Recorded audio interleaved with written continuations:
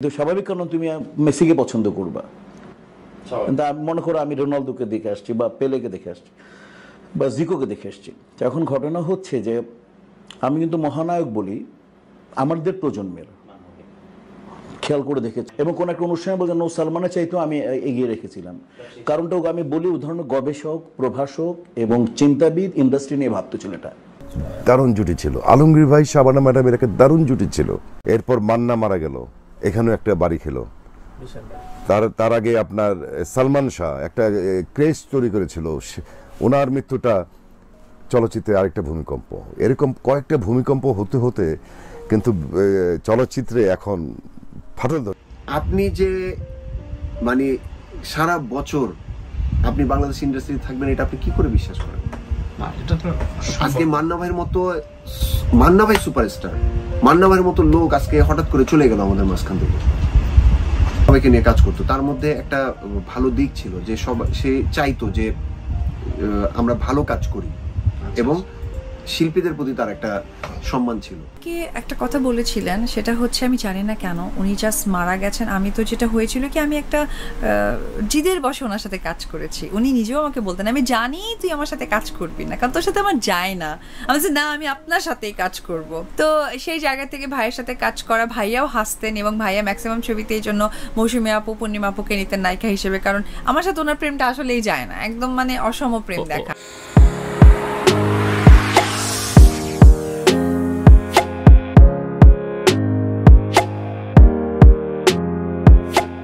সালমান শাহর ভক্ত আর আমি ভক্ত মান্নার। তোমাদের পছন্দের মধ্যে বয়স একটা ব্যাপার তো কাছাকাছি মনে করো তোমরা। আমি ব্রাজিল সাপোর্টারই হবো স্বাভাবিক, তোমার আর্জেন্টিনা হওয়াটাই স্বাভাবিক, তুমি জায়গা ডিফারেন্ট। কিন্তু স্বাভাবিক কারণ তুমি মেসিকে পছন্দ করবা, কিন্তু আমি মনে করো আমি রোনালদোকে দেখে আসছি বা পেলেকে দেখে আসছি বা জিকোকে দেখে আসছি। এখন ঘটনা হচ্ছে যে আমি কিন্তু মহানায়ক বলি আমাদের প্রজন্মের, খেয়াল করে দেখেছি এবং কোন একটা অনুষ্ঠানে বলছেন নো সালমানের চাইতেও আমি এগিয়ে রেখেছিলাম। কারণটাও আমি বলি উদাহরণ গবেষক, প্রভাষক এবং চিন্তাবিদ, ইন্ডাস্ট্রি নিয়ে ভাবতে ছেলেটা, এই জন্য বলতাম। এবং সে কিভাবে ইন্ডাস্ট্রি রান করবে সেটা নিয়ে ভাবতো। কাজে ওর সাথে আর কারো তুলনা করো না। ও সিনিয়রদের বাদ, আমাদের প্রজন্মের মান্নাকে আমি ধরি সামনে, ওর সাথে কারো তুলনা করো না। হয়তো অনেকে জনপ্রিয় হতে পারে, অনেকে বেশি টাকা নিতে পারে, কিন্তু ইন্ডাস্ট্রির নায়ক কিন্তু ও দেখিয়ে দিয়েছে এবং আমি প্রমাণ করে দেবো ওই জনগণ নায়ক, ওই মহানায়ক। ও লাশকে আমরা নামাতে নিয়ে যেতে পারিনি শহীদ মিনার, আমরা ওই লাশকে কোনোভাবে বৃষ্টি থেকে বের করতে পারছিলাম না। কিন্তু ওর আগে কিন্তু সালমান শাহ মরে গিয়েছিল, সালমান শাহের এত ক্রেজ হয়নি। তো জনগণের নায়ক কিন্তু হচ্ছে মান্না এবং ইন্ডাস্ট্রির নায়ক মান্না আর আমাদের প্রজন্মের মহানায়ক। কাজে এর সাথে আপাতত কারোর সাথে মিলাবো না। সাকিব খান কারোর সাথে মিলাবো, মান্না মহানায়ক। মনে করো ও ইন্ডাস্ট্রি নায়ক আর ব্যক্তিগত নায়ক অনেকে মনে করো। উনি সারা রাত সিনেমা নিয়ে ভাবতো, উনি সারা রাত সিনেমা নিয়ে ভাবতো। সারা রাত উনি ভাবতো যে আপনি যদি একটা ফোন ওনাকে করেন, যে যেমন ধরেন আমাকে কিন্তু উনি নিউ ইয়র্ক থেকে আনতে বাধ্য করছে। উনি বলছে আমি বসেই থাকবো, তোমাকে আসতেই হবে এবং এই সিনেমা তুমি করবা। পরে আমি আসছি, দেখ মানে ছবিটা করলাম, অনেক হেল্পও করছে, যে অনেক বড় বড় ড্রামা ছিল। মান্না ভাই সারা রাত সিনেমা নিয়ে ভাবতো, আপনারা জানেন তো অবশ্যই। সারা রাত উনি হলো গাড়ি নিয়ে ঘুরতো, ওনার একটা লাল কালারের গাড়ি ছিল, আর হলো এই সিনেমা নিয়ে প্ল্যানিং করতো। আচ্ছা ঠিক আছে, কার হাতে ছবি নাই, কেউ একটা নায়িকা ফোন করে যদি বলে যে মান্না ভাই আমার তো কাজ নাই, আপনি যদি আমাকে একটা ছবি করেন, উনি কিন্তু সাথে সাথে সেটা ব্যালেন্স করতো। উনি খুব ব্যালেন্স একজন আর্টিস্ট ছিল। ইন্ডাস্ট্রির ভাঙনটা কখন থেকে হলো যে এটা কিন্তু একদিনে আসেনি, আস্তে আস্তে বছরকে বছরেই। মনে করেন যে যখন এক সময় হঠাৎ করেই একটা সময় আসলো যে আমরা যে ধারায় ছবি করতাম, মনে করেন যে শাবনূর, আমি, মৌসুমী বা কাঞ্চন ভাই বা ফ্যামিলি সেন্টিমেন্ট বা শাবানা ম্যাডামের নিয়ে ছবি করতাম। তো আমি মনে করি যে চলচ্চিত্রের ক্ষতিটা শুরু হলো ওই জায়গার থেকেই। জসিম ভাই মারা গেলেন, শাবানা ম্যাডাম আমেরিকা চলে গেলেন। কারণ ওই মুহূর্তে কিন্তু জসিম ভাই, শাবানা ম্যাডামের একটা জুটি ছিল, দারুণ জুটি ছিল। আলমগীর ভাই, শাবানা ম্যাডামের একটা দারুণ জুটি ছিল। শাবানা ম্যাডাম আমেরিকা চলে গেলেন, আলমগীর ভাই কিন্তু হিরোইন নাই তার আর ওই মুহূর্তে। জসিম ভাই মারা গেলেন, অ্যাকশন ছবি হচ্ছে না ওই টাইপের। মানে তখন কিন্তু প্রথম যে ভূমিকম্প প্রথম কাঁপে না, চলচ্চিত্রটা তখন কেঁপে উঠেছিল। এই সিদ্ধান্তটা শাবানা ম্যাডামের চলচ্চিত্র ছেড়ে দেওয়া আর হলো জসিম মারা যাওয়া, এরপর মান্না মারা গেল, এখানেও একটা বাড়ি খেলো। তার আগে আপনার সালমান শাহ একটা ক্রেজ তৈরি করেছিল, ওনার মৃত্যুটা চলচ্চিত্রে আরেকটা ভূমিকম্প। এরকম কয়েকটা ভূমিকম্প হতে হতে কিন্তু চলচ্চিত্রে এখন ফাটল ধরে গেছে। কোনো আক্ষেপ নাই, আমি মনে করি আমি যা পেয়েছি অনেক বেশি পেয়েছি। দর্শকের এখনো যদি রাস্তা দিয়ে হাঁটি, যদি আমি আধা কিলো রাস্তা হাঁটি, আমাকে 50টা সেলফি তুলতে হয়। এখনো দর্শক আমাকে ভালোবাসে। একটা মানুষ ক্লাসে নাম্বার 1 থাকে, এটা স্বাভাবিক। আপনার ক্লাসে যদি 20 জন স্টুডেন্ট থাকে, একজন তো এক নম্বরে থাকবেই। এখন সেই 1 নম্বরের কাজ কি? সবাই সাথে যে আমি ভালো রেজাল্ট করতেছি, তোমরা কেন পারতেছো?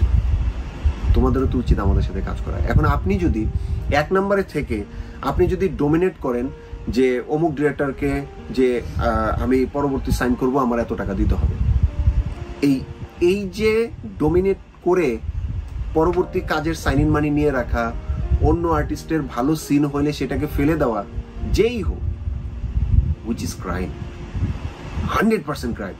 আরে ভাই, আপনি যে মানে সারা বছর আপনি বাংলাদেশ ইন্ডাস্ট্রিতে থাকবেন, এটা আপনি কি করে বিশ্বাস করেন?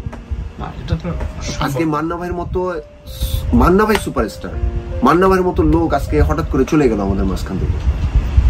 সবাইকে নিয়ে কাজ করতো, তার মধ্যে একটা ভালো দিক ছিল যে সে চাইতো যে আমরা ভালো কাজ করি, এবং শিল্পীদের প্রতি তার একটা সম্মান ছিল। কেন অনাগ্রহী হবো? আমরা অবশ্যই আগ্রহ আছে আমাদের কাজ করার জন্য, কিন্তু দেখেন আমাদের দেশটাই ছোট। এখন কেন জানি এফডিসি ঘরানার যারা আছে, তারা আমাদের এই নাটক পাড়ার যারা আছে তাদেরকে আপন করতে চায় না। তারা এটাও বুঝতে চায় না যে না, আমি এই ইন্ডাস্ট্রি থেকে যারা আসছে, দে আর ডুইং ওয়েল, খুব ভালো ভালো কাজ করছে, আমি তাদের ভালোটা নেই, আমাদের ভালো যেটা আছে তাদের শেয়ার করি না, করে না। তো এখন কথা হচ্ছে, ছোট দেশ, আজকে সিনেমা হল কোথায় শত শত 300-400 সিনেমা হল ছিল, সেখান থেকে এখন হাতে গোনা কয়টা সিনেমা হল। ভোলাতে আমাদের মানে সদরে ছিল 4টা সিনেমা হল, এখন একটা আছে, তাও খুবই বাজে অবস্থা। সেই জায়গা থেকে এগুলাকে বাঁচিয়ে রাখার জন্য তো সবাই মিলে কাজ করাটা, আর আমাদের রাস্তাটা তো ওনারা আটকে রাখছে। আপনি দেখেন আজকে ফিল্ম থেকে অনেকেই কিন্তু নাটক করার জন্য ইন্সপায়ার হয়, এবং আমরা কিন্তু তাদেরকে সর্বোচ্চ লেভেলের, আমাদের ডিরেক্টররা সর্বোচ্চ লেভেলের সাধুবাদ জানায় যে হ্যাঁ আসছেন, আমরা কাজ করি। আজকে দেখেন রিয়াজ ভাই কাজ করলো, অমিত হাসান কি বলে আমাদের লম্বা করে, তারপরে প্রবীণ মিত্রদা অনেক কাজ করলো, তারপরে মায়েরা ম্যাক্সিমাম তারা কিন্তু নাটকে রেগুলারলি কাজ করে যাচ্ছে। একটা মানুষ অনেকদিন আগে মারা গেছেন, তার আত্মার মাগফিরাত আমি কামনা করি। যদিও আমি জানি না আমার দোয়া তার জন্য কবুল হবে কিনা, বাট মন থেকে আমি চাই যে মান্না ভাই অনেক ভালো থাকুক, যেখানেই থাকুক, উপর আল্লাহ যেন তাকে ভালো রাখেন। সাথে সাথে এটুকু বলবো যে উনি যাওয়ার পর ইন্ডাস্ট্রির একটা বড় গার্জিয়ান হারিয়েছে, এটা সত্যি কথা। আজকে যদি উনি থাকতেন, কোনো না কোনোভাবে উনি চালিয়ে নিতেন। ভাইয়া আমাকে একটা কথা বলেছিলেন, সেটা হচ্ছে আমি জানি না কেন উনি জাস্ট মারা গেছেন। আমি তো যেটা হয়েছিল কি, আমি একটা জিদের বসে ওনার সাথে কাজ করেছি। উনি নিজেও আমাকে বলতেন, আমি জানি তুই আমার সাথে কাজ করবি না, কারণ তোর সাথে আমার যায় না।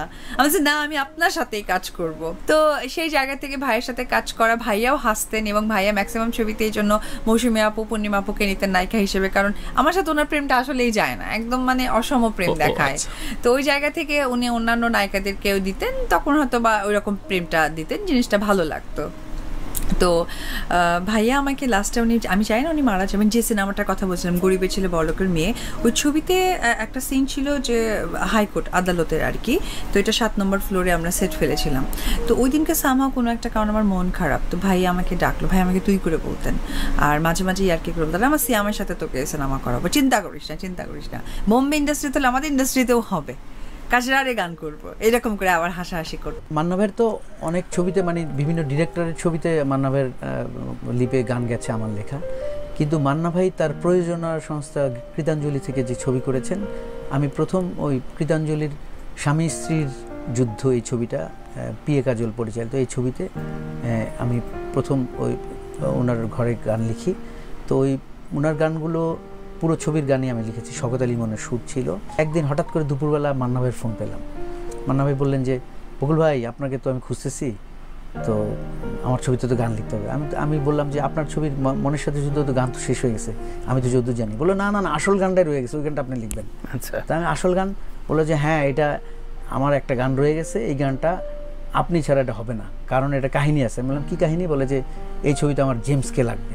হ্যাঁ, এবং ইন্ডাস্ট্রি সবাই বলছে যে জেমস তো একমাত্র বকুল ভাই পারবে রাজি করাতে। তো আমি বললাম যে হ্যাঁ জেমস ভাই তো চলচ্চিত্রে, বাংলা চলচ্চিত্রে গান করবেন না, কারণ ওনার অভিমান আছে। ওনার মীরাবাই গানটা নারীর মন ছবিতে ব্যবহার করছে ওনার অনুমতি না নিয়ে, যার জন্য উনি খুব রেগেছিলেন। এই জন্য বলছেন বাংলা সিনেমাতে গান করবেন। বলে যে না আপনি চেষ্টা করলে হবে। তো এইটা আমার গান। তা আমি বললাম যে আমি চেষ্টা করে দেখি, আমি জানি না কতদূর পারবো কিনা। বললো না আপনি পারবেন, আপনি দেখেন না ওনার রাজি করাতে। তা আমি বললাম যে একটা আমার অনুরোধ আছে। বললো যে কী বল?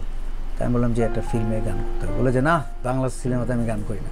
তা আমি বললাম যে আমার কখনো তো আপনাকে কোনো রিকোয়েস্ট করিনি, এটা রিকোয়েস্ট, এটা প্রথম এবং শেষ, একটা গান করেন অন্তত, আপনার একটা রাখবেন না, একটা গান করেছেন।